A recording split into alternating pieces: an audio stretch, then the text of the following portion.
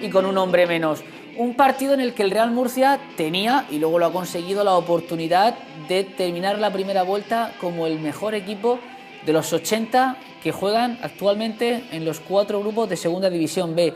Y con afición grana en las gradas, que imagino, Miguel, que eso pues también habla de que el club, sobre todo en lo social, está muy vivo y ahora más que nunca va a crecer. El club está muy vivo, el club se va a mover mucho más de lo que se ha movido hasta ahora. Que el día de Reyes haya más de 60 o 70 desplazados a Granada a ver al Real Murcia dice mucho de la afición del Real Murcia, y en las sucesivas semanas se van a ver muchos movimientos de lo social muy interesantes. Primera oportunidad clara esta de Carlos Álvarez, que se la regala el defensa o el jugador del Granada B, pero el Guaje que no acierta con la portería. Hay que decir que en la primera parte quizá el Granada fue un poquito mejor que el Real Murcia. El Real Murcia tuvo esa oportunidad de Carlos Álvarez, luego hay un disparo también del jugador asturiano que se va afuera. Ahí lo vemos. La verdad es que bueno, tuvo el partido del Real Murcia relativamente controlado, aunque el Granada es un equipo que tiene una calidad brutal por la banda, y estamos viendo también incluso un disparo de Chavero que sale mordido, la toca un jugador, y el partido estaba controlado, ¿no? Lo que pasa que bueno, el Granada empezó a llegar por la banda y estamos viendo también un disparo desde la frontal, un equipo muy físico, el Granada, que fue haciéndose un poco a poco con el partido después de los buenos minutos del Real Murcia, y ahí incluso estamos viendo ahí una buena intervención de Fernando, disparo de Brian, comentar que deja el puño y enseguida va a venir el gol del volvieron Granada. a jugar en el centro de la defensa de Aira, tanto Satrústegui como Russo, sobre Grau pues que seguía lesionado. Una de las dudas es saber si va a llegar o no va a llegar al próximo encuentro frente al Marbella. Ahora estamos viendo la jugada ya del gol, estamos viendo precisamente el córner. Fernando reconoce su cadena de Fernando y de los pero Fernando también reconoce su error después del partido, porque dice que él pide la pelota, sus compañeros se apartan y Morante aprovecha para un poco de espaldas de Escorzo meter la cabeza y... Sí, se le adelanta a Fernando, que se queda con el molde. Pero él la pide, ¿no? Y él reconoce el error, y la verdad es que a partir de ahí, bueno, el equipo quedó unos minutos aturdido, aunque fue a por el empate. Y esta es la expulsión de Carlos Álvarez, que bueno, se puede decir que sí, que no, pero si nos ceñimos al reglamento, al final Carlos Álvarez pelea o le da una patada al jugador de Granada cuando no hay nada de por medio, no hay balón por medio. Para mí es expulsión. Es un error de Carlos Álvarez, claro. El balón lo tiene el portero ya y ahí le mete la patada. Peca de ingenuo a Carlos Álvarez, que no tiene la necesidad de hacer eso.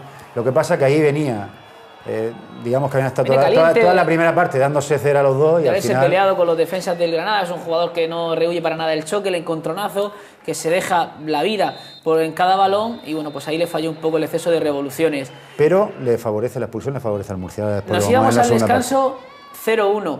Miguel, ¿será optimista para la segunda parte? Para nada, o sea, yo ya con un empate creo que nos dábamos todos por satisfechos, y al final sacar la victoria era, como se ha dicho en muchos sitios, algo heroico.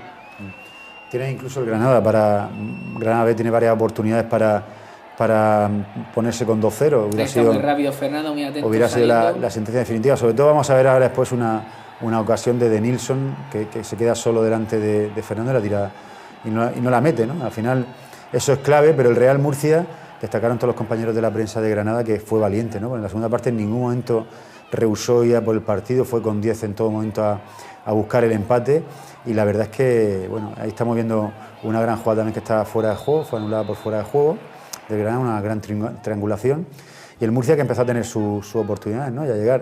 Azcorra empezó a crecer en la segunda parte también, que en la primera no había estado, ahí vemos un remate provocado un poco por el juego más directo que buscó el Real Murcia, más balón en largo a Azcorra, y una segunda jugada bien con Germán. Ahí estamos viendo la jugada que te comento, hay una Nico, entra por la banda, jugador rapidísimo, y fíjate de Nilsson, lo falla solo el gol de Fernando. Que falla, si falla eso Carlos Álvarez o Azcorra, le estamos dando cogotazos todavía, ¿no? Y empiezan los cambios, ese cambio fue fundamental. Cambio importantísimo.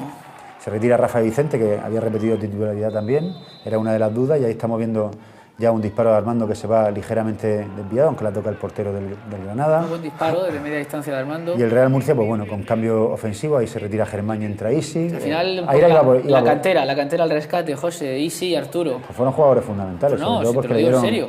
Mucha velocidad arriba al Real Murcia, ¿no? Y bueno, aunque vemos acercamientos del Granada B, que es un equipo muy ofensivo, el Real Murcia no dejó llegar en ningún momento. Eso también hace murcianismo, ¿verdad, Miguel? Ver a canteranos, Hombre, a ver a murcianos. Estamos viendo el gol del empate. Y Chavero, que no es murciano, pero bueno, ese gol sí que centra Isi, de hecho, la peina revienta. Corra.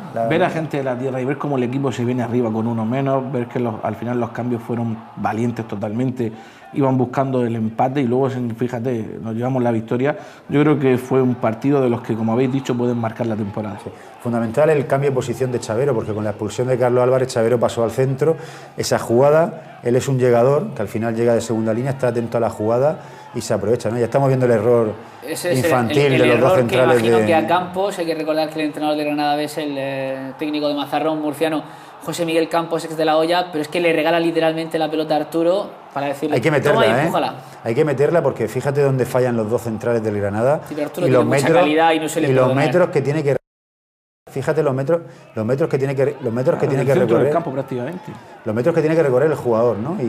Y bueno, no se acobarda, lo hace muy bien, piensa, se cruza y vence al portero con el cuerpo antes de rematar. Tuvo una ocasión parecida contra el Recreativo Huelva que le podía haber dado la victoria al Real Murcia y la falló, pero Arturo es un jugador súper rentable porque lleva 3 goles, pero es que lleva 3 goles en muy pocos minutos de juego. Hablando a posteriori, seguro que esta victoria y ese gol vale un poquito más que si el Real Murcia le hubiese ganado el Recreativo en ese partido que luego terminó en...